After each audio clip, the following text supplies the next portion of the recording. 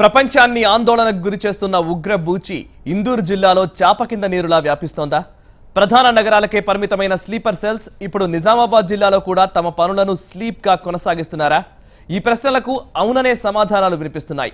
నిజామాబాద్ జిల్లాలో sleeper cells రోజురోజుకు పెరిగిపోతున్నట్లు నిఘా వర్గాలు చెబుతున్నాయి.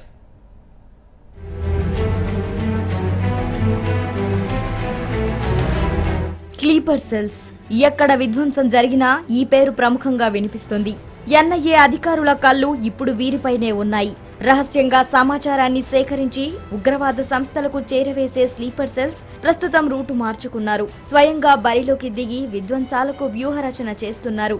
ఆయుధాలను సమకూర్చుకుంటున్నారు. ఉగ్రవాద సంస్థల పెద్దల నుంచి ఆదేశాలు రాగానే దాడులకు పాల్పడుతున్నారు. అలాంటి స్లీపర్ సెల్స్ ఇప్పుడు నిజామాబాద్ లో ఉన్నట్లు పోలీసులు అంచనా వేస్తున్నారు.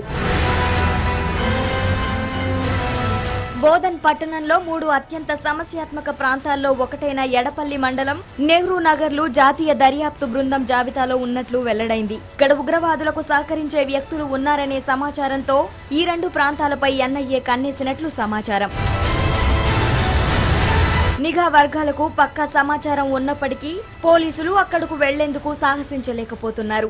ఎలాంటి అనుమానితులు లేరని పత్రికల్లో ఊహాగాన వార్తలు వచ్చినట్లు కొట్టిపారేస్తున్నారే తప్ప అసలు ఉగ్రవాదులు అక్కడ ఉన్నారా, ఉంటే వారి కదలికలేంటి అన్న వాటిపై కనీసం ప్రాథమిక విచారణ కూడా జరపడం లేదు.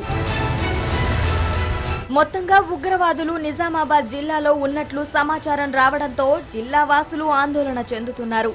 ప్రభుత్వం ఇప్పటికైనా స్పందించి తగిన చర్యలు తీసుకోవాలని వారు కోరుతున్నారు.